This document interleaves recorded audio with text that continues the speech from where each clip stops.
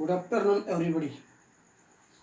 Last lecture आपण पाहिलेलं होतं हिटिंग इलेक्ट्रिक.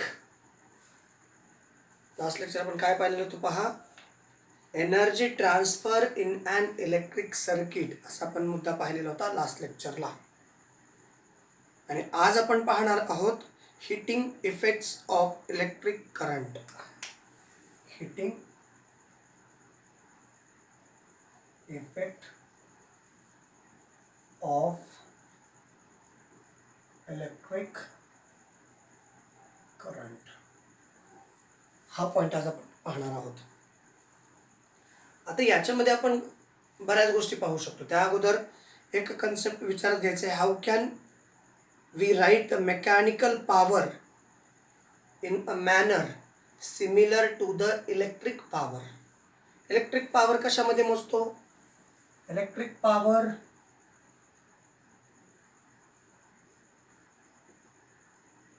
पॉवर मोजतो वॅटमध्ये किंवा किलोवॅटमध्ये. तर मेकॅनिकल पॉवर आपण मोजतो, मेकॅनिकल पॉवर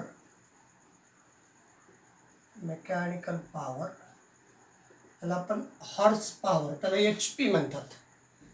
हॉर्स पॉवर अशी मोजली जाते.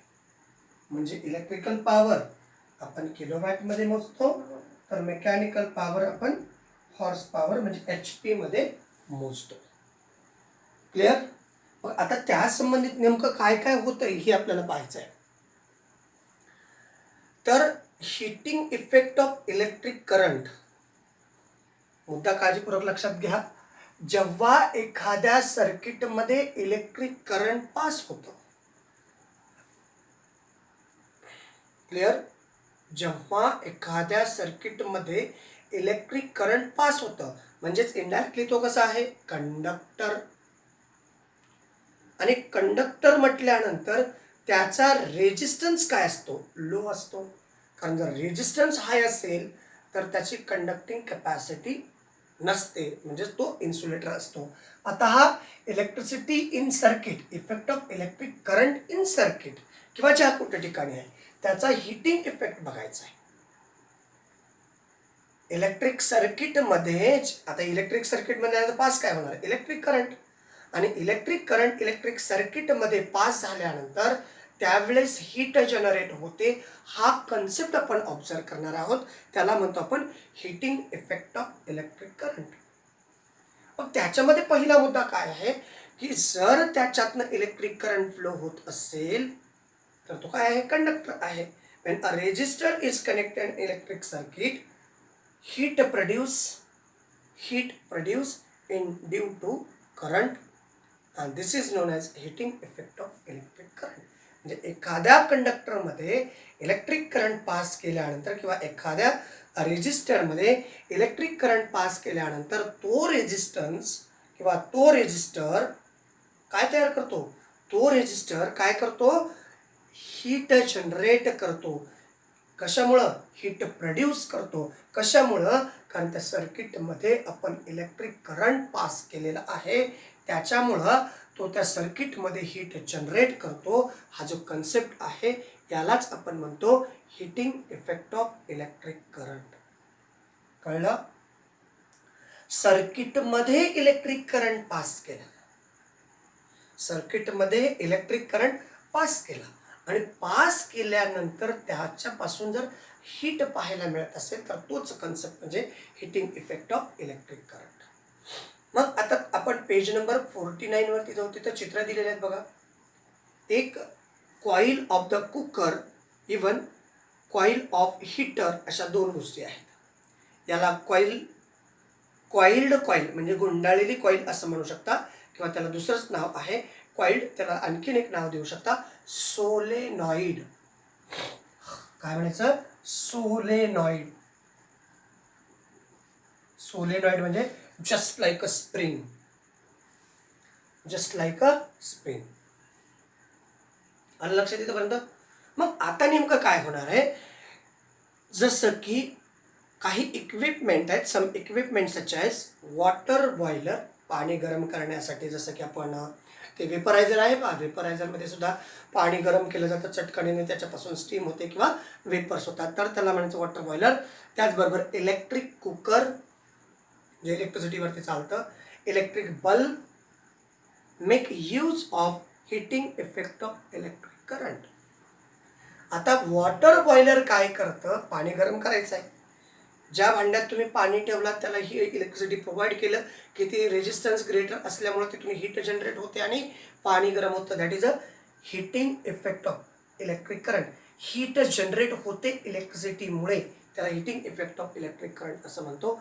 त्याचबरोबर दुसरं आहे इलेक्ट्रिक कुकर, इलेक्ट्रिक बल्ब. आता आपल्याकडं तसे इलेक्ट्रिक बल्ब नाही आहेत, आपल्याकडे सध्या LED किंवा LCD अशा प्रकारचे बल्ब अवेलेबल आहेत. अगदी ग्रामीण भागात काही ठिकाणी अशा प्रकारचे बल्ब आहेत. कोणते माहिती आहे का? इलेक्ट्रिक बल्ब काही प्रमाणात अवेलेबल आहेत. Electrical conductor having higher resistivity are use here. म्हणजे ज्याच्यापासून आपल्याला मॅक्सिमम अमाऊंट ऑफ हीट अपेक्षित आहे, मुद्दा लक्षात घ्या, ज्याच्यापासून आपल्याला मॅक्सिमम अमाऊंट ऑफ हीट अपेक्षित आहे तर त्याच्यामध्ये ग्रेटर रेजिस्टन्स असला पाहिजे. म्हणजे ग्रेटर रेजिस्टन्स असेल तर ग्रेटर हीट जनरेट करू शकतो. Electrical conductor having higher resistivity are use. For example, coil made up of alloy of nichrome is used in electric heater cooker as a resistor. Nichrome coil काय आहे? जो nichrome coil, it is a alloy of nickel. Nichrome is a alloy of nickel. आता alloy म्हटल्यानंतर त्याच्यामध्ये खूप सारे other metal, non metal असू शकतात आणि मग याच्यामध्ये alloy असल्यामुळं त्याच्यामध्ये इम्प्युअर मटेरियल आहे, म्हणजे त्याच्यामध्ये नंबर ऑफ इलेक्ट्रॉन्स आहेत, नंबर ऑफ ॲटम्स डिफरंट आहेत, नंबर ऑफ इलेक्ट्रॉन्स डिफरंट आहेत आणि त्याच्यामुळे त्याच्यामध्ये खूप सारा रेजिस्टन्स क्रिएट होऊ शकतो. आणि म्हणून नायक्रोममध्ये, नायक्रोम म्हणजेच अलॉय ऑफ नायक्रोम जो आहे, याच्यामध्ये काय होतं, हिटिंग किंवा इलेक्ट्रिक हीटर किंवा इलेक्ट्रिक कुकर याच्यामध्ये याचा वापर केला जातो जेणेकरून त्यापासून हीट मिळू शकते. While a tungsten wire use in an electric bulb. तुम्ही कधी असा बल्ब, आता तुमच्याकडे चित्रामध्ये पण दिलेला आहे, अशा प्रकारचा बल्ब आहे.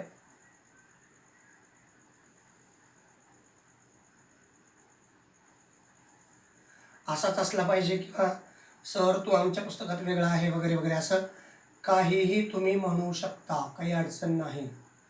अशा प्रकारचा बल्ब आहे.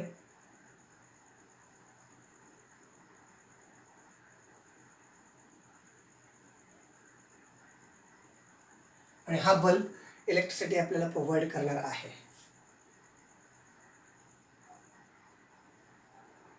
हा बल्ब आपल्याला इलेक्ट्रिसिटी प्रोव्हाइड करणार आहे. आता ही जी वायर आहे, काही ठिकाणी हीच वायर या स्वरूपात सुद्धा असते, या स्वरूपात सुद्धा असू शकते. लक्षात आलं का? म्हणजे ही जी टंगस्टन वायर आहे यासारखी सुद्धा असू शकते आणि या टंगस्टन वायरमध्ये ग्रेटर अमाऊंट ऑफ रेजिस्टन्स तयार होतो. टंगस्टन वायर हा इलेक्ट्रिक बल्बमध्ये यूज केला जातो because of the current is current. Because of the current, this wire get heated nearly 3400. This wire is heated 3400 degree Celsius. या सेल्सिअसला तो हीट होतो आणि त्याच्यामुळं त्या बल्बपासून खूप सारा लाईट आपल्याला पाहायला मिळतो. The hot wire also radiates heat to a certain extent. ही जी हॉट वायर आहे याच्यातनं खूप मोठ्या प्रमाणात हीट बाहेर पडताना पाहायला मिळालेली आहे. That is a heating effect of electric current. That is heating effect of electric current. Okay, चला मग एक छोटंसं कन्सेप्ट दिलेलं आहे. नेहमी लक्षात ठेवा, आपलं जे लाईट बिल आहे, लाईट बिल हे महिन्याला एव्हरी मंथ, तुम्ही घरी गेला तर आपलं म्हणजे घरी आहातच सध्या, तर लाईट बिल घ्या, लाईट बिल घ्या. साधारणतः प्रत्येक महिन्याचं नाव लिहिलं असतं जून आणि त्याच्या दुसऱ्या बाजूला असा लाईट बिलाचं जे मीटर बिल आहे, लाईट बिल आहे, तर ते महिना आणि त्याचं बिलिंग लिहिलं जातं. समजा 80 युनिट आहे, दीज आर द युनिट. जुलै साधारणतः थंडीचा दिवस आहे म्हणून 70 युनिट. त्याच्यानंतर ऑगस्टमध्ये गरमी जरा वाढलेली आहे, देर इज 100 युनिट. तर हे सगळे युनिट्स आहेत. आता मग हे जे युनिट्स आहेत हे युनिट कॅल्क्युलेट केले कसे, हा प्रश्न आहे आपला. हे जे युनिट आहे ते कॅल्क्युलेट कसे केले, तर युनिट कॅल्क्युलेट करण्यासाठी एक छोटासा कन्सेप्ट आहे, kilo watt hours. 1 kilowatt hours is equals to 1 unit. 1 kilowatt hours is equal to 1 unit. हे लक्षात असायला पाहिजे. Electric unit of electric power is watt. Electricity generally आपण अशा स्वरूपात मोजतो. इलेक्ट्रिसिटी म्हटलं की वॅट हे येतं, and very small unit. Watt हे अतिशय स्मॉल युनिट आहे. त्याचबरोबर hence 1000 watt is equal to 1 kilowatt. 1000 watt is equals to 1 kilowatt. जसं की 1000 gram is equal to 1 kilogram असतं, अगदी तशाच पद्धतीनं. तर it is use as a unit of measure electric power. म्हणजे हे युनिट जे आहेत हे इलेक्ट्रिक पॉवर मेजर करण्यासाठी असतात. In practice, if 1 kilowatt power is use for 1 hour, it will means 1 kilowatt for 1 hour electric power is to be seen as 1 unit. 1 kilowatt power म्हणजे 1 unit आहे. आणि ती जर पॉवर आपण जूलमध्ये कन्वर्ट केली तर पहा काय होतं. किलोवॅट अवर्सचं पहा, किलोवॅट अवर्स. आता या किलोवॅटचं वॅटमध्ये कन्वर्ट करण्यासाठी 1000 वॅट, याचं सेकंडमध्ये कन्वर्ट करण्यासाठी, कारण जूल सेकंद म्हणजेच काय आहे, बरोबर ना. आणि सॉरी, वॅट सेकंद म्हणजे काय आहे, जूल. याला सेकंडमध्ये कन्वर्ट करू, इथं किती येतं, 36 second. 1 hours. 1 hour is equal to 60 into 60. So that is multiplication. That multiplication is equal to 3600 second. या सगळ्यांचं मल्टिप्लिकेशन करा. It is a 10 raised to power. It is a 10 raised to power 3 into 36 into 10 raised to power 2. म्हणजेच 36 into 10 raised to power 5 watt second. आणि watt सेकंदला आपण joule म्हणतो. आठवते का बघा, काही वेळापूर्वीच आपण वॅट सेकंदला आपण जूल असं म्हटलेलं आहे. बघा कुठे केलं होतं आपण वॅट सेकंद. आपण एक फॉर्म्युला मांडलेला होता, आठवा थोडंसं. फॉर्म्युला मांडला होता, power is equal to V into I. Power is equal to V into I. पॉवरचं युनिट आहे वॅट. आता व्होल्ट म्हणजे काय, नंबर ऑफ चार्जेस. व्होल्ट म्हणजे काय, नंबर ऑफ चार्जेस किंवा work done per unit charge. Work done per unit charge, that means joule upon coulomb. Work done, volt म्हणजे काय, work done per unit charge.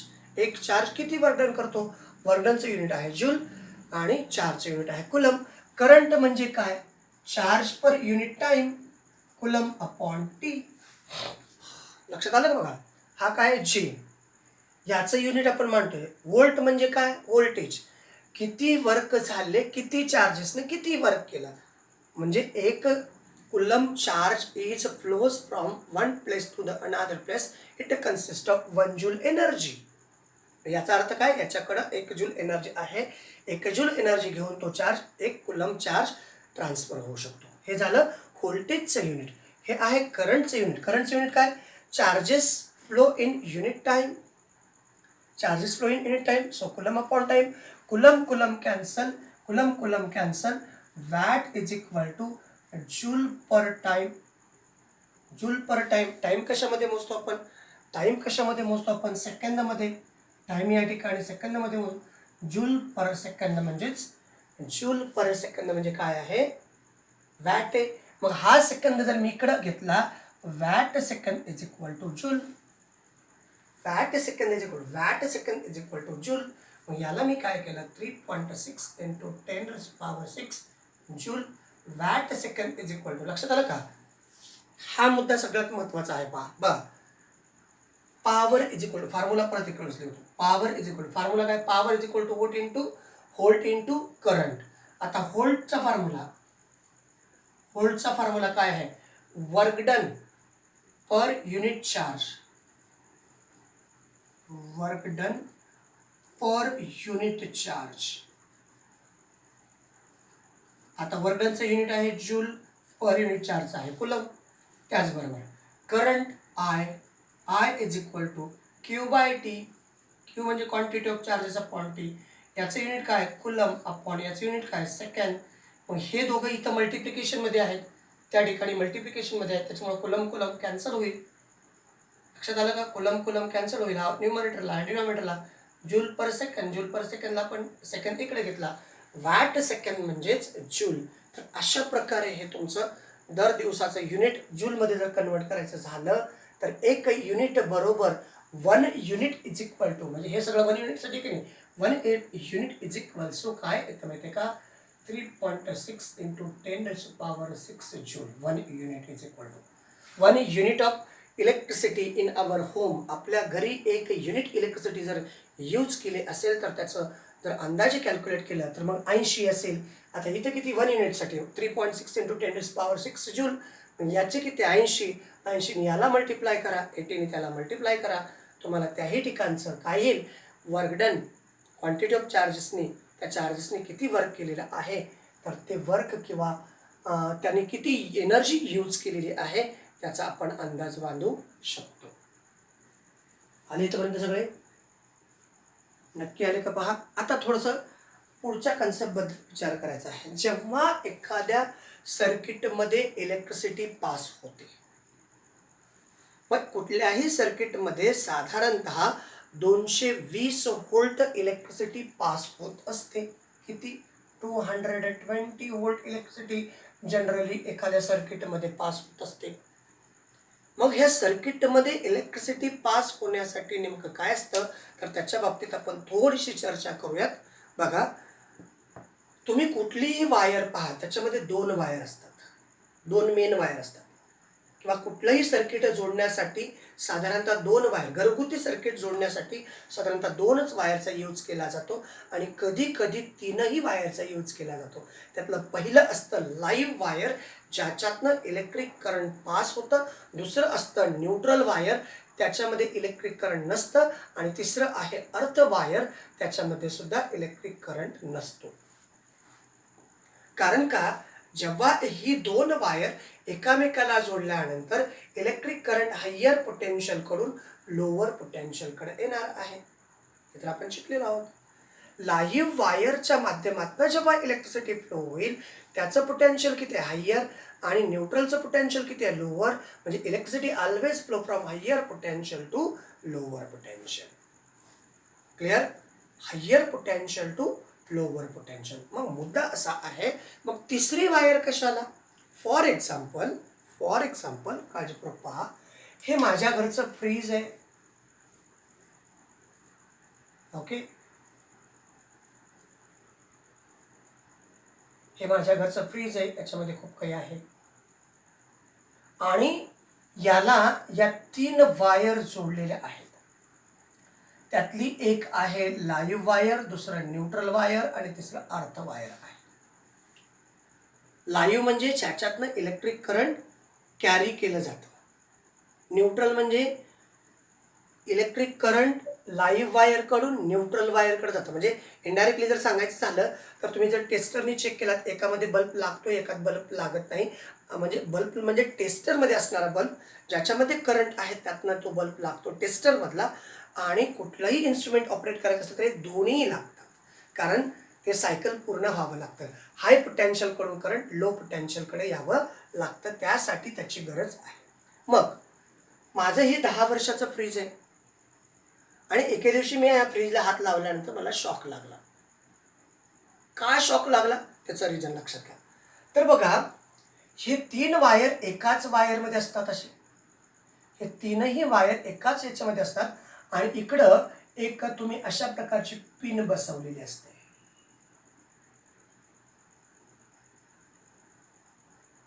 अशा प्रकारची तुम्ही पिन बसवलेली असते आणि ती या सॉकेटमध्ये बसते.